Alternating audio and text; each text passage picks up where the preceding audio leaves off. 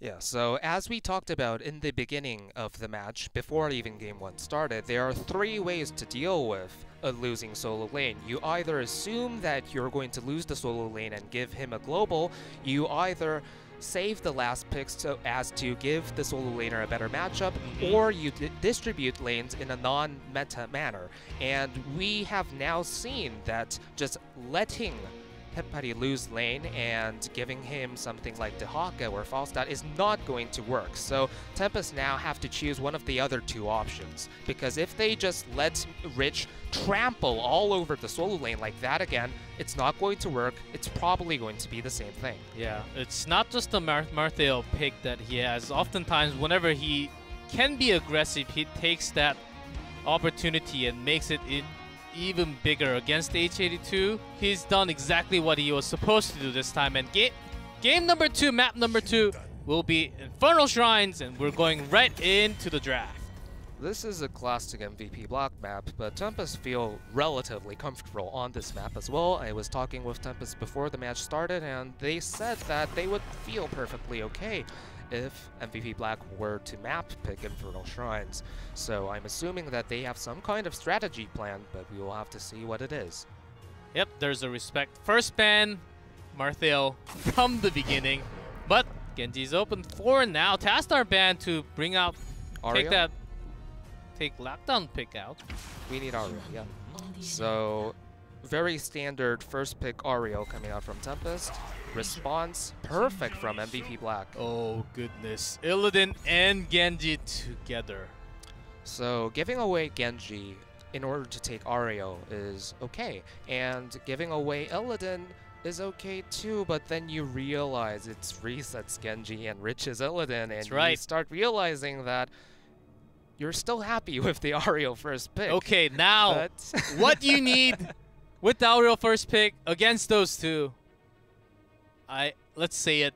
What do we need? We all know it starts with C. And it ends with L. Yeah, and there's a big G in the middle too. Are we going to see it though? I don't think though. I think it's less likely.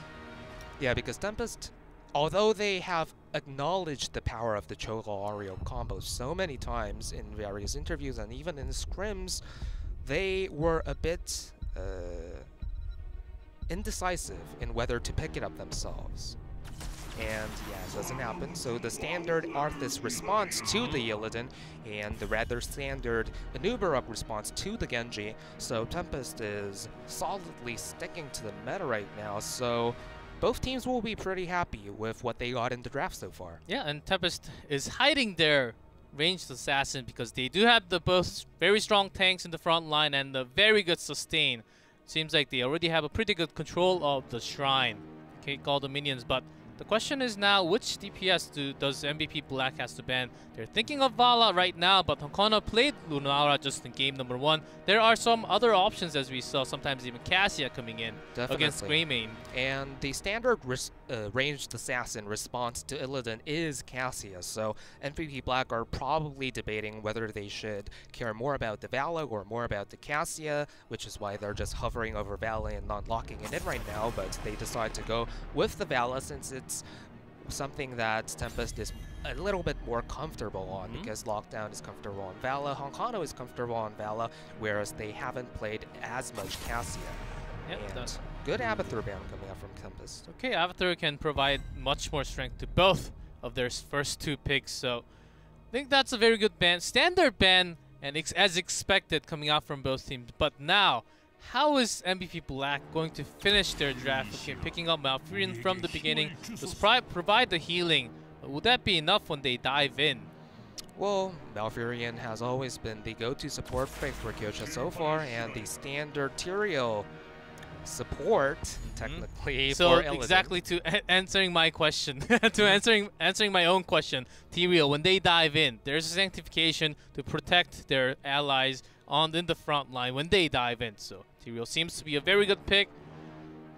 I think they're already set. They just have to have the 5th pick as possibly the counter to the last few DPS that Tempest was going to pick here. So I would definitely like to see a Cassia pickup. I think that's pretty much set, unless they want to go for the Tychus, which is very decent on Infernal Shrines. That's I right. actually believe Tychus is undefeated so far on Infernal Shrines in HGC Korea, so definitely something to think about there. Tychus is also a very solid pick against Illidan for one, but I don't know. Apart from Tychus, I think bringing Cassia for the blind, of course, will be a lot of help for Tempest side. Do you want to see a double support Regar or a Lily? Putting all the damage onto Cassia, but no! Whoa. Chromie Greymane! The Chromie was super unexpected, especially on Infernal Shrines. Okay. Chromie game number 1, game number 2. Maybe today the Chromie will be the biggest upset in today's series coming in. Chromie from on the other side. I mean, Lockdown is a pretty damn good Chromie, and something to also think about is that Tempest has often resorted to handing over Lockdown, a hero that can completely turn around the game if played in a godlike fashion.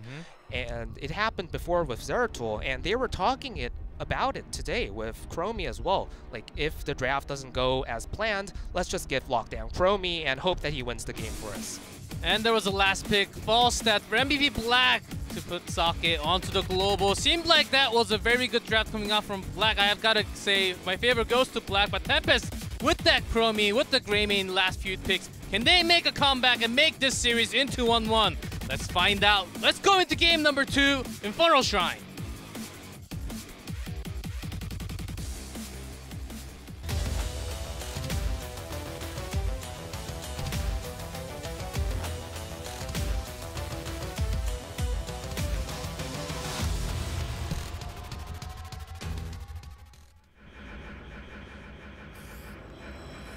In blue, MVP Black. Reset on Genji, Sake on Falstad, Kyocha on Malfurion, Rich on Illidan, Tis on Tyrael. And in the red, we see Tempest with Hyde on Ariel, Honkano on Greymane, Lockdown on Chromie, Sign on Nubarak, and H82 on Arthas.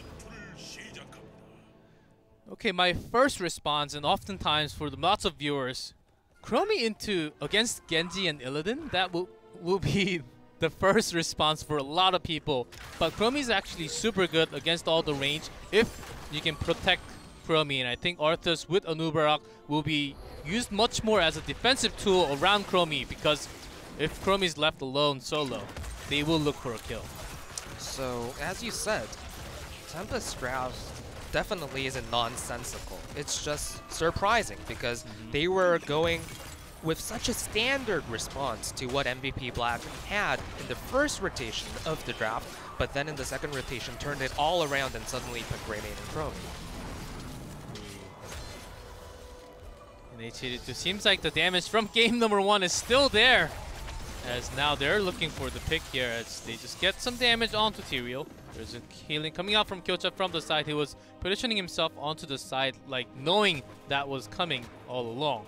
And we have to talk about Illidan for a slight moment here, because the week before last week, Illidan was regarded as one of, if not the strongest pick in the meta right now. Right. He was rocking an insane win rate and insane popularity in drafts. Insanely banned too. Yeah, so it was pretty huge. But if we look at just the statistics for last week for Korea and Europe, in Korea he went 4-4, and in Europe he went 3-2. So Illidan has been falling a lot down the rungs, and it's not only due to teams responding very well with Arthas and Cassia, but also we've tend to notice that on the smaller maps, or when the opposition team has globals that can respond to the hunt, teams tend to do okay against Illidan. But the problem is that MVP Black has 2 globals as opposed to Tempest 0. And as we talk about the global, here comes Sake with the fly. Honkana positioning himself in the left from the very beginning. Actually,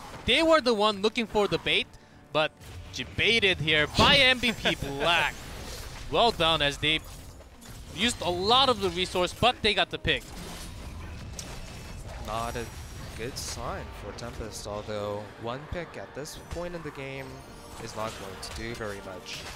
And a 1v1 with both sides just content to take a few Guardians going up on the top track. As They were harassing Chromie a little bit too, and oftentimes Chromie from the back line. Actually not even going to join here. Rich is looking to escape from this fight. H82 diving in. There's a sustain coming out. All they need is the numbers on the Shrine minions. And Honkano seems to be doing a fine job. Chromie not even joining the team fight because she will be less important as if she also tries to fight from poke from the side, she will get wiped out. Yeah, and Falstad has the pressure on the global pressure on the top shrine right now, so Tempest will feel pressured to back off, but instead, Chromie traveling all the way up, and they're looking for a team fight right now. They are. The team fight seems like it's already started. The sweeps from high, they're doing lots of damage. Lakta misses his skill shot. There's a first kill, but will trade with Genji Greymane. Fantastic detainment strike coming out from Hyde, securing the kill onto Genji, but still the Punisher will go to MVP Black. And Tempest might be feeling a little bit bad right now because they had the choice to just forfeit the Punisher and just take a few more waves of experience, but instead now they're behind in experience and lost the Punisher. Yes, and they have to clear this one out too, so lots of losses coming out, and Rich seems to be on fire, clearing out the first wall as he's trying to do. He does not actually get the tower at all, but already Falstad with the global. They have the double global, I'd say. The hunt very likely, maybe a little less likely with Falstad because they have Falstad now.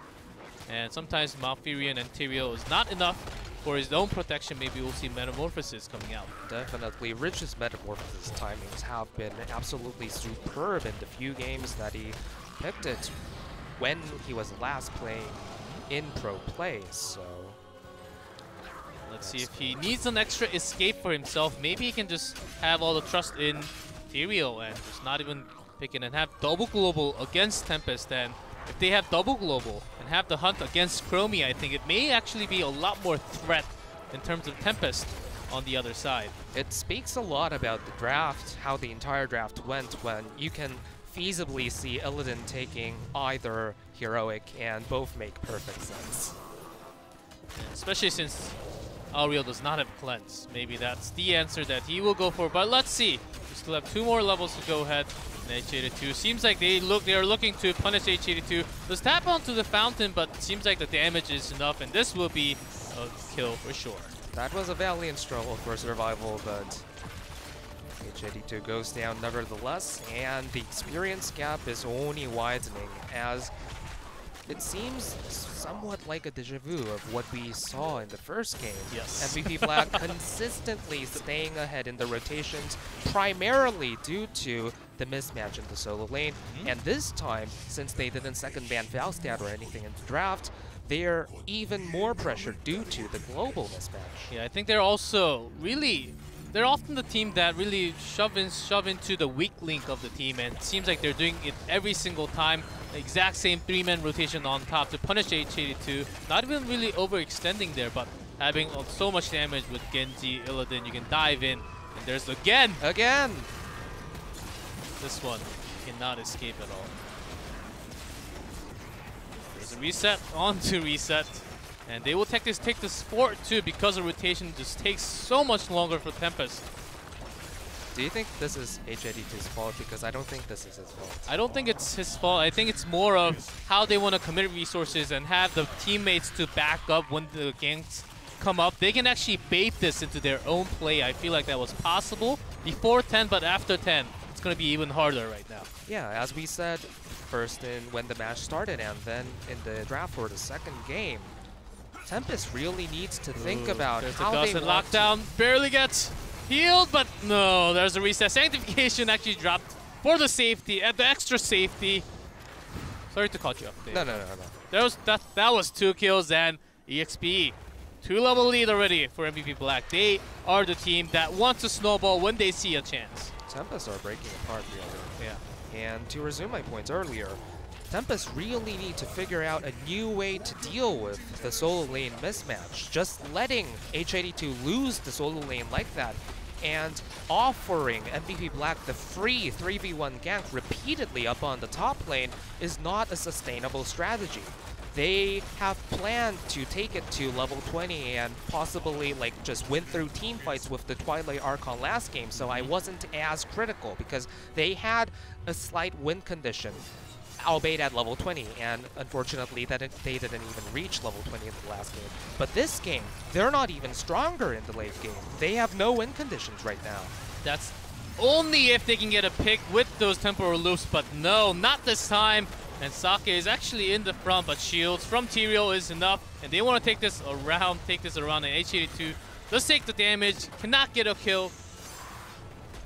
Tempest probably wanted to do something with a team fight, because it was a short window of opportunity in which they were on the same talent tier, but unfortunately the Gust nullified their intentions, and now the outer walls of the bottom keep are completely exposed. Ooh, and Auriel has, and there's a cocoon to save himself, but will that be enough? The heal comes out from Hyde. Seems like that's just enough. Every single dive from Black seems scary at the moment, and you cannot get even close to it. Cocoon was already used, temporal loop still on cooldown, and Aegis, I think that's the biggest one used right now. So, in essence, the Stomp Fest that's happening right now is a combination of Tempest failing to accommodate for what happened in Game 1 up on the solo lane, and the Hail Mary Chromie pick in the draft, which eventually didn't really amount to anything in this game. Seems like timeout was needed. Maybe I'll just go in for the bye-bye. I think that could have been a better choice, because you after 8 seconds or how many seconds timeout is, you'll find yourself in that even more dangerous zone that it is before. Oh god. So what do Tempest have to do to come back into this game? Well, level 13 is quite a ways away, but I don't know, like, other teams may have other approaches to deal with this, but Tempest have always been that team who look to reverse the tides of a losing game through team fights. So they're probably going to look for the level 13 and hope to have a game-turning team fight there. But the problem is that MVP Black has always been a team that is very mindful of the opposition team's intentions, and knowing that, they're not going to let Tempest commit to it so easily. It's really tough. Number A, plan A is the Cocoon one and look for a pick with the temporal loop, with the burst coming out. Actually, it's not Curse Bullet and goes for the throw. Can maybe provide more damage for the second kill, but the problem I think here coming out here is, as you can see, Hyde holding that full hope, is who are you going to put that crown on to gain your hope from? The auto attack Chromie, which is very, very slow, or is it Greymane oftentimes? So missing that Vala, Lunara, the constant DPS is really hurting them right now. So we hoped that there would be some kind of plan that we had no idea about with the Greymane Chromie, but so far it seems like they were random picks. There's Sake actually coming out from the side. There's a good temporal loop. They will be looking for the kill, but seems that Chromie is caught onto the other side. They're looking for this chase, and Rich comes in for the save. Wow, reset fall though. Reset. Does he have Swift Strike? He does, barely at the last second. And meanwhile, Mouth and Tyrael is doing what they have to do. They did everything they wanted there. Saved Sake, used the Cocoon out of there, used Temporal Loop. They just committed 3 of them. So that's what happened, as we were talking about 2 minutes ago. Tempest's only hope, or their only plan in their minds to come back in this game, was to look for a pick or a team fight at the level 13 mark, while MVP Black had not yet reached level 16. So they did it, but unfortunately, due to a series of good plays from Sake and Rich, nothing materialized out of that, and now they are definitely going to feel even more pressured with the double globals on the bottom side pushing them in to the open keep. Yeah, and Honkano's going... Arthas, you can see how bad things are when Illidan dives into an Arthas and dies against him, and Reset is already... Their positioning is just outrageous. They're taking this keep and the top keep together at the same time. Tempest already lost 2 members. They do not know how to put which one and dive. There's this dive in sign for what? Oh my gosh, things are going crazy to crazier here. That's a good timeout though. Does cancel the hunt. 2 keeps. But there's a root. Root actually finishes right before. There's the sanctification. The Dragon Blade comes in. Doesn't even matter. Reset. Seems like he doesn't even read the reset. That Dragon Blade was purely for show, I think, and as we feared, 2 keeps going down simultaneously. Oh my, that was... This is an even harder I did not for expect we will see a 3-level gap almost, but this is almost a 4-level gap now. This is a 4-level gap, and it's only going to widen further as MVP Black have access to 4 of the 5 camps on this map. They're even saving the siege camp for later, which is definitely smart by them. Now we have to start asking the question if Tempest will even make it to level 16. MVP Black has a lot of tools to end the game earlier than that. So many easy picks on the line when you have Hunt and a Faustcat with Guts. Which means Tempest has to stay together with all 5 men. Which also means that Black can have a fun time with all around the map, top, middle, and the bot lane, because they can dive in anytime they want to, especially with Sake on Falstad and Rich on Illidan. Join in the teamfight whenever they want to with those globals. And this is why you really need to address Illidan with a global mobility. And exactly why it was banned so many times within the first 2-3 weeks.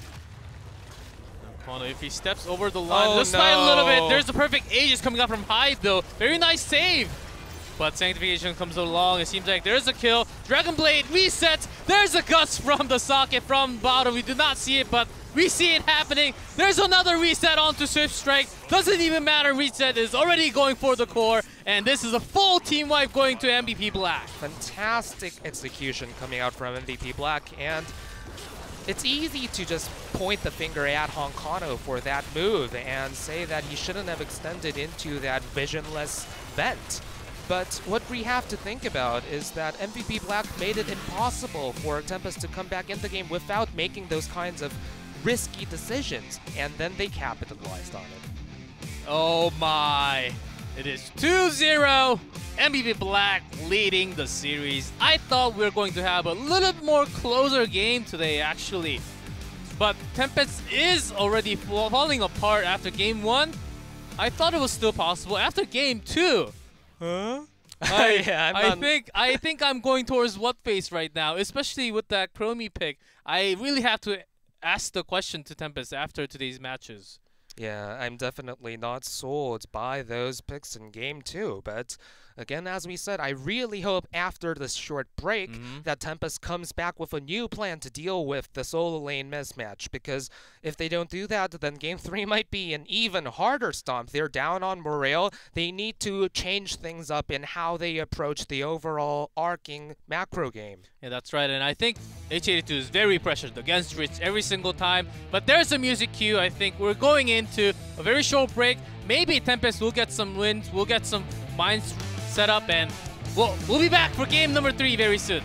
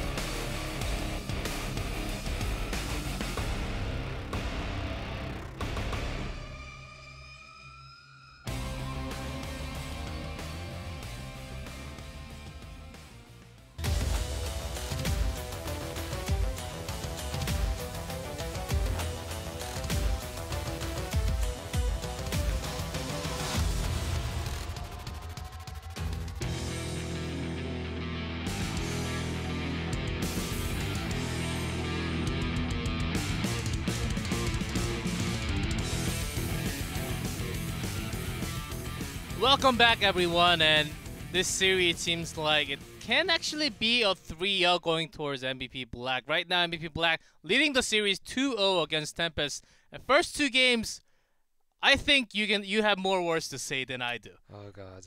I just hope that H82 doesn't get too emotionally devastated from what occurred in the prior two games, because Rich pummeled him hard. The whole of MVP Black pummeled him hard. It wasn't just Rich. I mean, Rich started the avalanche that rained down upon Tempest solo lane, but it was MVP Black oftentimes with the 3-man ganks, while Tempest were either late or just left him to die.